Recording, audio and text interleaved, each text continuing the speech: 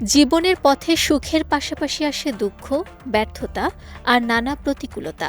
কখনো পরিস্থিতির চাপে মানুষ হারিয়ে ফেলে নিজের আত্মবিশ্বাস, কখনো ভেঙে পড়ে মন।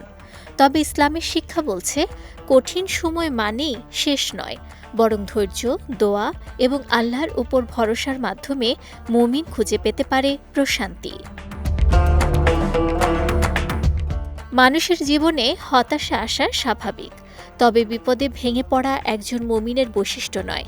পবিত্র কোরআনে আল্লাহ তাআলা বলেছেন, হে ঈমানদারগণ, ধৈর্য ধারণ করো এবং মোকাবেলায় দৃঢ়তা অবলম্বন করো, আর আল্লাহকে ভয় করতে থাকো, যাতে তোমরা তোমাদের উদ্দেশ্য লাভে সমর্থ হতে পারো। ইসলামী বিশ্বাস অনুযায়ী রাতের পর যেমন দিনের আগমন ঘটে, তেমনি কষ্টের পর আসে স্বস্তি। তাই কোনো দুঃখ, কষ্টে হতাশ না হয়ে আল্লাহর কাছে ফিরে আসার আহ্বান জানানো হয়েছে। কারণ আল্লাহ নিজেই ঘোষণা দিয়েছেন, তোমরা আমাকে ডাকো, আমি তোমাদের ডাকে সাড়া দেব।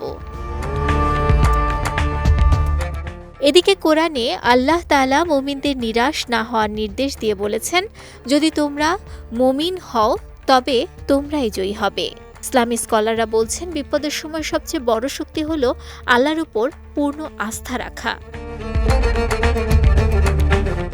ইসলামী বিশেষজ্ঞদের মতে, দুঃখ কষ্ট অনেক সময় মানুষের জন্য পরীক্ষা হয়ে আসে, আর সেই পরীক্ষায় ধৈর্য ধরলে আল্লাহর রহমত নেমে আসে।